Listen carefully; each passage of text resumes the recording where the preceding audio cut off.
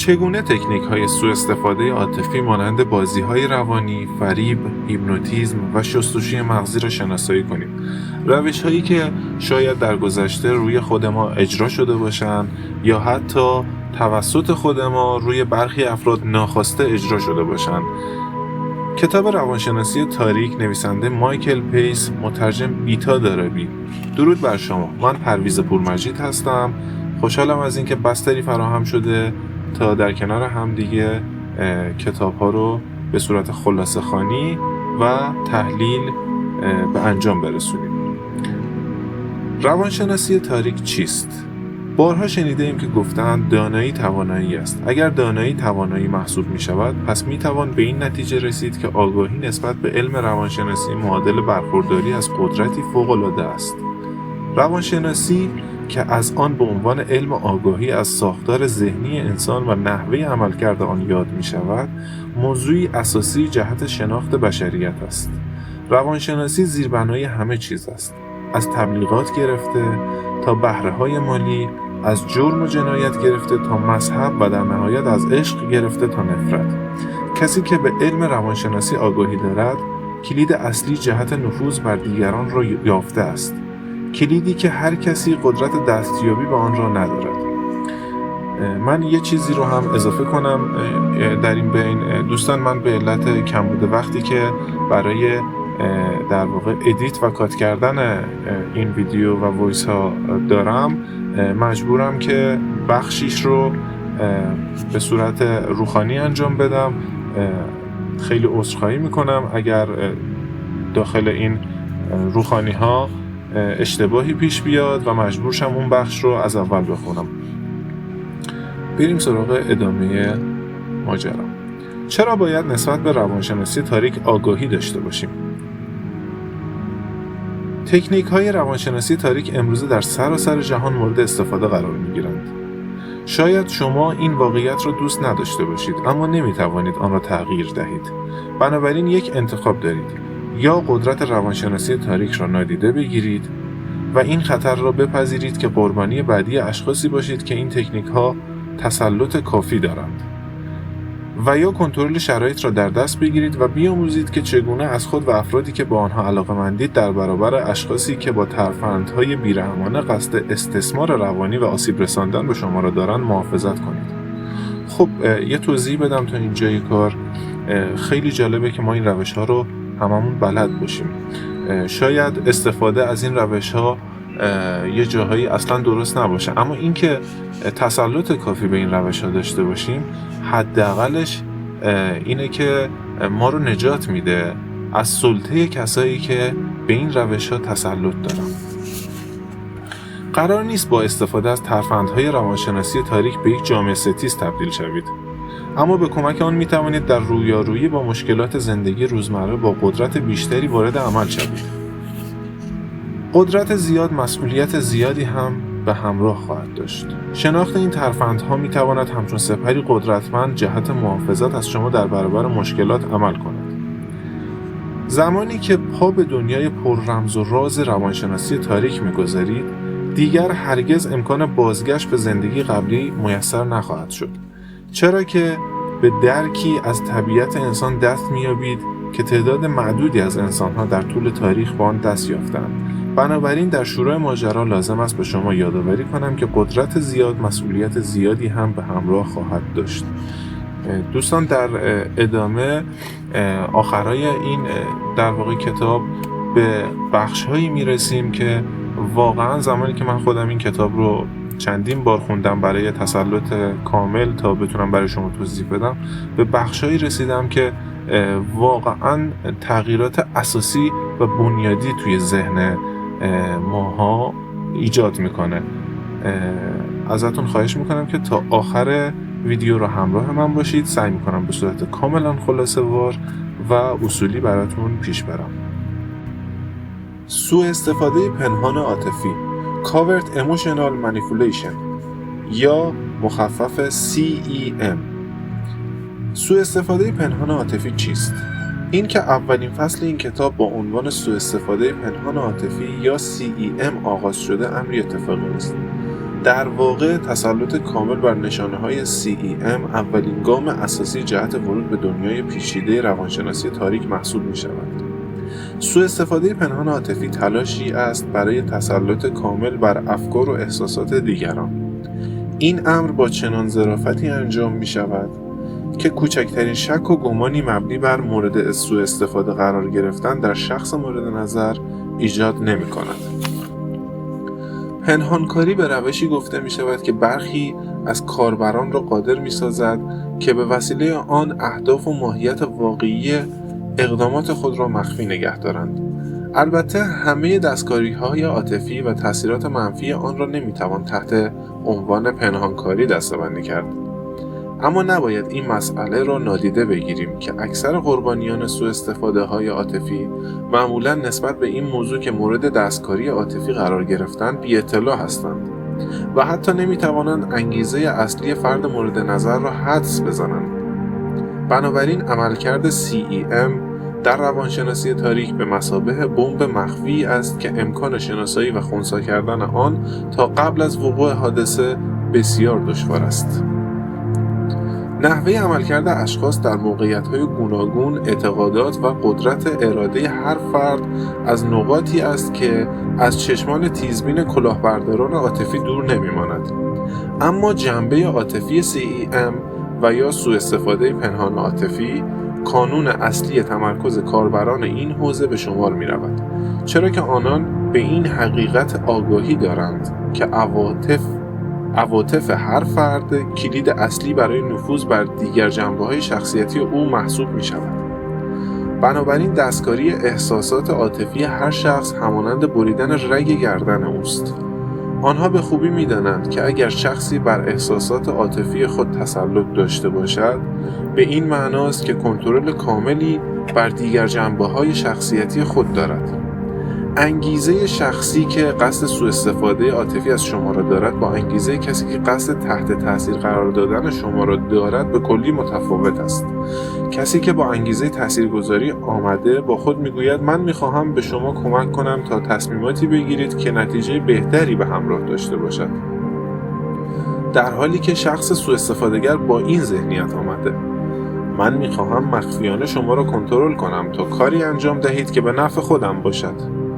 بنابراین درک انگیزه پنهان در پس رفتار هر شخص میتواند کمک بزرگی برای تشخیص افراد تاثیرگذار از سوء استفاده‌گران عاطفی باشد.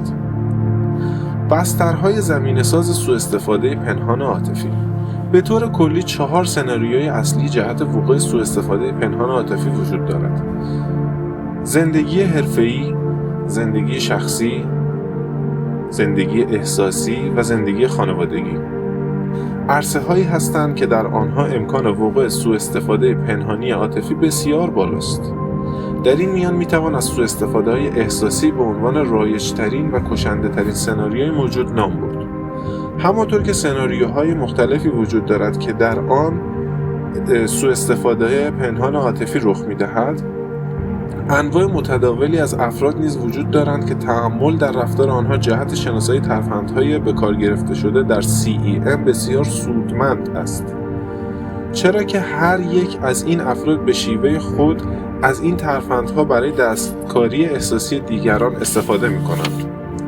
اینکه بتوانید تئوری CEM را به معنای حقیقی آن درک کنید و نمونه‌های بارز آن را در زندگی واقعی خود شناسایی کنید، بسیار دستیابی به درکی جامع از این مفهوم است. یک همسر کنترلگر تصویرگر یک تیپ شخصیتی رایج بر مبنای اصول مورد بحث در CEM است. اگر شخصی که در یک رابطه احساسی قرار گرفته متوجه شود که همسرش یا پارتنرش به وضوح در تلاش است تا او را کنترل کند، به تدریج دچار حس انزجار می شود و به دنبال یافتن راهی جهت خارج شدن از شرایط موجود می باشد. به همین دلیل است که بسیار از همسران کنترلگر نفوذ خود را به مخفی ترین شکل ممکن اعمال می کنند. به این ترتیب شریک عاطفی آنها بدون اینکه هرگز متوجه شود در چه شرایطی قرار گرفته قربانی بیچون و چرای سوء استفاده پنهان عاطفی می شود. این مسئله شخص کنترلگر را قادر می‌سازد که قدرت اعمال نفوذ دلخواه خود را بدون ترس از لو رفتن و از دست دادن شریک زندگی خود حفظ کند و گسترش دهد. خب هممون در واقع توی دور اطرافمون تجربه کردیم و دیدیم که رابطه هایی وجود داره، رابطه های زن و شوهری یا رابطه های پارتنری وجود داره که یک طرف کاملا تسلط داره و در واقع شاید به صورت ناخودآگاه یا خودآگاه از این تکنیک ها داره استفاده میکنه و کاملا سوار به قضیه. عذرخواهی میکنم، بریم برای ادامه بحثمون. محیط کاری از دیگر بسترهای زمینه‌ساز برای سوءاستفاده پنهان عاطفی است. افراد بیشماری هستند که تجربه کار با رئیس یا هر شخص مقتدر دیگری را دارند که به نظر می‌رسد حس گناه، ترس یا احساس وظیفه مرموزی را در آنها ایجاد کرده است. افرادی که از این طریق مورد سوءاستفاده قرار گرفتند هرگز نمی‌توانند دلیل وجود این احساسات را درک کنند و تشخیص دهند که این احساسات از کجا نشأت گرفته. مورد بعدی، محیط خانوادگی. یکی از چالش برانگیزترین فضاها در جهان محسوب می شود که فرد را اسیر ترفندهای CEM می کند. سوءاستفاده‌گر ماهری که قادر به یافتن قربانی در محیط خانوادگی خود باشد به سبب میزان نفوذی که می تواند اعمال کند بسیار خطرناک است. خب ممکنه داخل یک خانواده‌ای در واقع اسم سوء استفاده کرد به مادر خانواده داده بشه، به پدر داده بشه، برادر، خواهر یا هر عضوی که خواسته یا ناخواسته سعی در اعمال تسلط کامل روی شخص دیگری داره. خب بریم برای ادامه. این امر از این واقعیت ناشی می شود که CEM یک تکنیک بسیار کارساز است و حتی در مواقعی که سوء استفاده‌گر و قربانی ارتباط عمیقی با یکدیگر نداشته باشند این تکنیک به راحتی عمل می کند.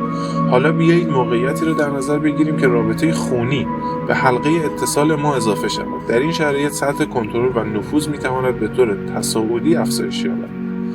چرا شرایط خانوادگی برای استفاده از CEM بسیار مناسب است؟ به زبان ساده، مردم همیشه احساس می‌کنند که یک وظیفه اجتماعی برای کمک به افراد خانواده خود دارند و به هر دری می‌زنند تا اطمینان حاصل کنند که نیازهای آنها برآورده می‌شود.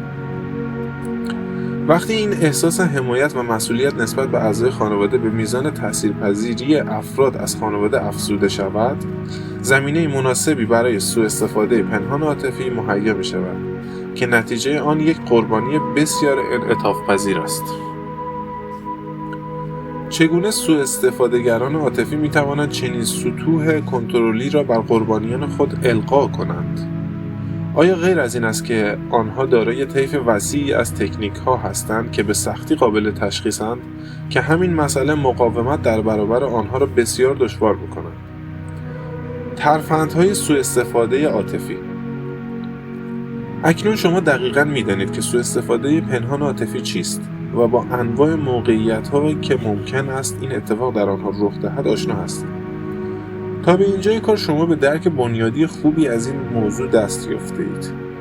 اضافه می‌کنم دوستان این تازه مقدمه کاره، کاملاً توی ادامه در واقع بحثمون حضور داشته باشید. به بخشای اصلی کار که برسیم، به بخش اصلی کتاب، متوجه عمق این موضوع خواهید شد. تا به اینجای کار شما به درک بنیادی خوبی از این موضوع دست یافتید، اما شناختن برخی از تاکتیک‌های خاص که توسط سوءاستفاده‌گران عاطفی برای دستیابی به کنترل بیشتر مورد استفاده قرار می‌گیرد نیز از اهمیت خاصی برخوردار است. هدف اصلی سوءاستفاده پنهان عاطفی این است که تا حد ممکن غیر قابل شناسایی باشد. هدف این بخش آشنایی هرچی بیشتر شما با این دنیای اسرارآمیز و پنهان است. بمباران عاطفی. بمباران عاطفی تکنیکی است که معمولاً در آغاز تعامل سوءاستفاده‌گران عاطفی با قربانیشان مورد استفاده قرار می‌گیرد.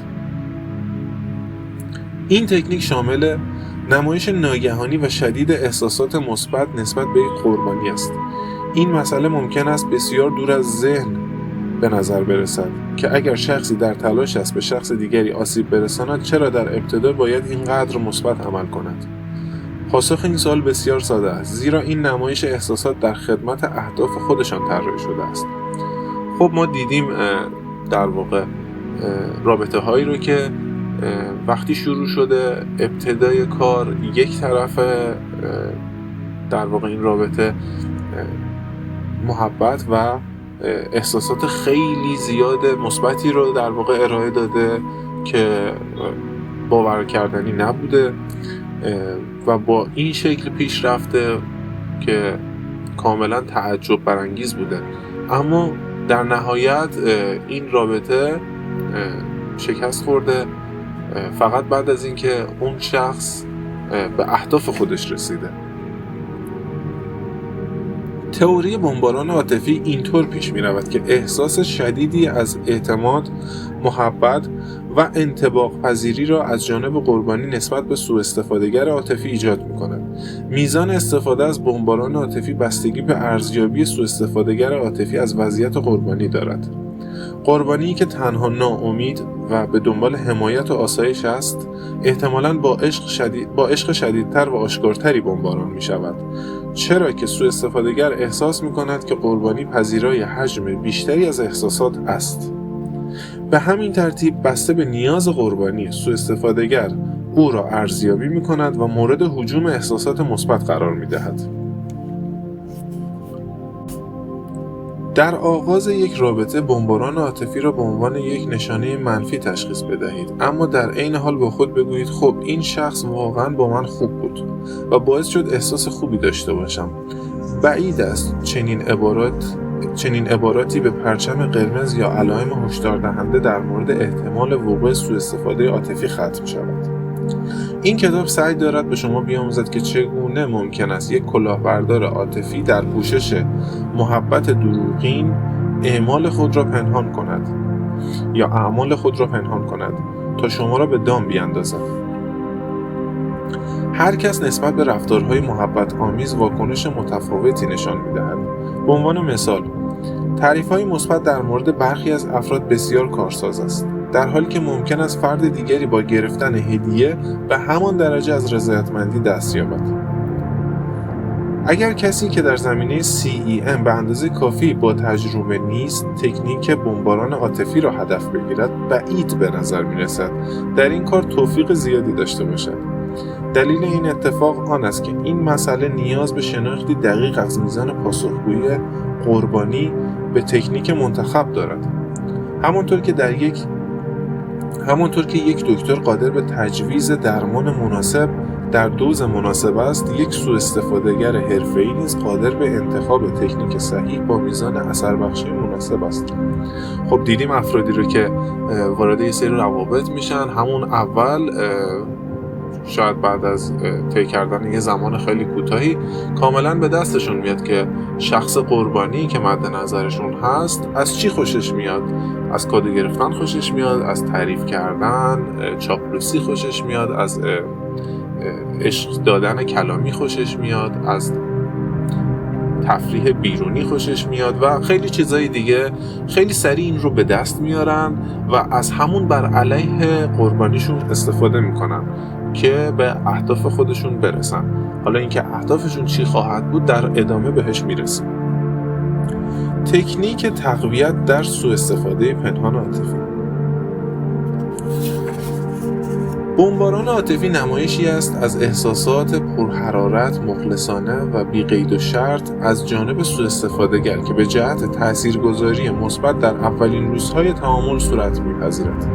هدف از این نمایش این است که سوء استفاده‌گر از این طریق بتواند سد دفاعی قربانی را از بین ببرد، اعتماد او را به دست آورد و آن را افزایش دهد و همچنین چارچوبی برای یک رابطه مثبت دوستی یا هر شکل دیگری از تعامل ایجاد کند. مرحله بعد از بمباران عاطفی اغلب تقویت واکنش مثبت است. این یک تکنیک تغییر رفتار است که در آن سوء استفاده‌گر دیگر هیچ گونه احساس بی قید و شرطی نسبت به قربانی از خود نشان نمی‌دهد. در عوض انجام هر کار مثبت را تا زمانی که قربانی رفتار مطلوبی از خود نشان ندهد متوقف می‌کند. خب اینجا یه پرانتز باز کنم. ویدیو قبلیمون که در مورد در واقع تکنیک ماکیاولی بود میشه توی همین کاتگوری قرار بگیره که باز هم در ادامه بهش خواهیم پرداخت. بنابراین به عنوان مثال اگر هدف فرد سوء استفادهگر این باشد که قربانی مرتباً با او تماس بگیرد، تنها در صورت بروز این اتفاق واکنش مثبت از خود نشان می‌دهد. قربانی از این که از توجه مثبت به طرز استراتژیکی علیه خودش استفاده می‌شود آگاهی ندارد، اما ناخودآگاه خواسته‌های سوء استفادهگر را انجام می‌دهد تا احساسات خوب سوء استفادهگر را بار دیگر تجربه کند. سپس این سیستم تقویت واکنش مثبت قابل پیش‌بینی جایگزین تقویت واکنش مثبت نامنظم یا IPR می شود. IPR به تکنیکی گفته می شود که در آن سوء استفادهگر از ابزار واکنش مثبت حتی در صورت نمایش رفتار مطلوب به عمد جلوگیری می کند. به عنوان مثال اگر فرد سوء استفادهگر بخواهد قربانی به وی پیشنهاد خرید چیزهایی را بدهد و قربانی هم این کار را انجام دهد، فرد سوء استفادهگر فقط گاهی از اوقات با یک واکنش احساسی مثبت به این رفتار مطلوب قربانی پاداش می‌دهد.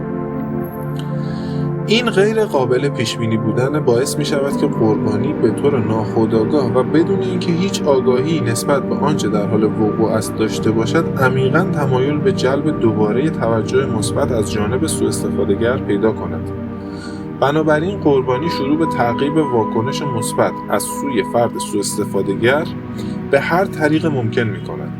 در این مرحله سوء استفادهگر رفتار قربانی خود را بدون اینکه قربانی آگاهی نسبت به اتفاقات در حال وقوع و دلایل آن داشته باشد به سمتی که گرایش دارد جهت بخشی می‌کند. تکنیک‌های ترتیبی قبلی، تکنیک بمباران عاطفی، تکنیک تقویت واکنش مثبت و در نهایت تکنیک تقویت واکنش مثبت نامنظم، همه در مسیری قرار گرفته که به وسیله آن سوء استفادهگر عاطفی می‌تواند در ابتدا با ابراز احساسات مثبت و بعد به وسیله عقب نشینی عاطفی به واکنش دلخواه از جانب قربانی خود دست یابد. قرار دادن قربانی در مرحله انکار واقعیت تکنیک دیگری در CEM است که در ابتدا به جای احساسات بر ذهن قربانی تأثیر می‌گذارد. با این حال عواقب این اتفاق همونطور که خواهید دید می‌تواند در مراحل بعدی احساسات قربانی را ویران کند.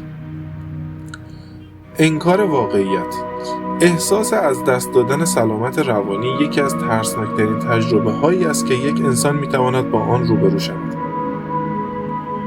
این اتفاق اگر با دلایل قابل توجیهی مانند بیماری‌های روحی به وجود بیاید و یا محصول جانبی استرس باشد، خود به تنهایی بد است.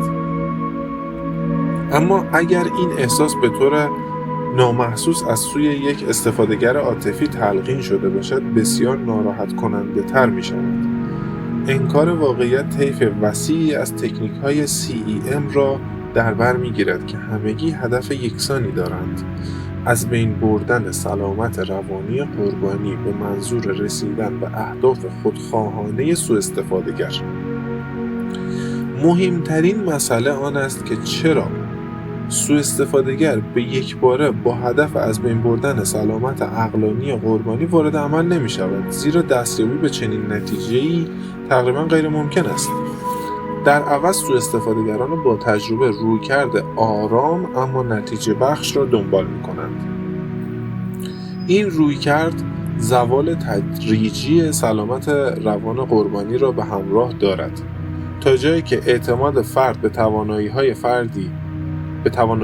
فردی رو به تحلیل می رود و بسیار آسیب پذیر می شود.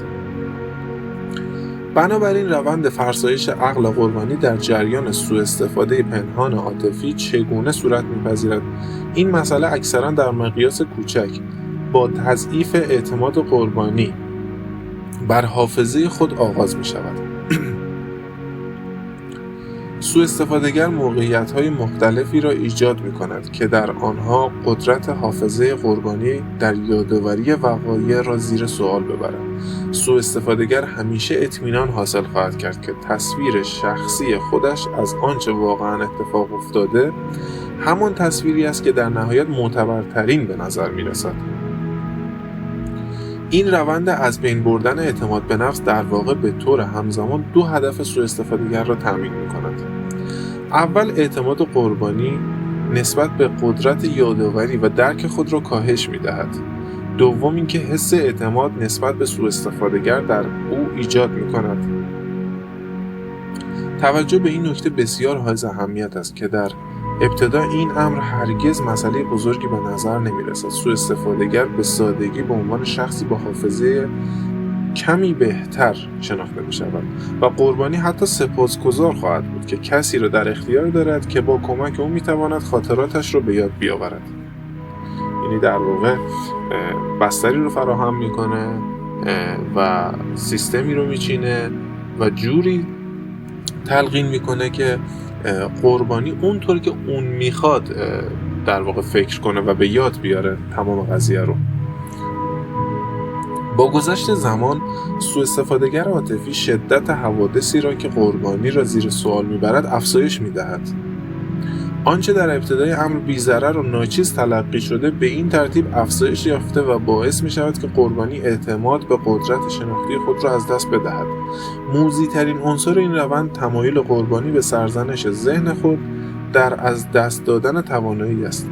سوءاستفاده‌گران ماهر کسانی هستند که به آرامی رشته‌ها را از هم می‌گسلند، اما هرگز اجازه نمی‌دهند که قربانی به یکباره نسبت به آنچه در حال وقوع است آگاهی یابد.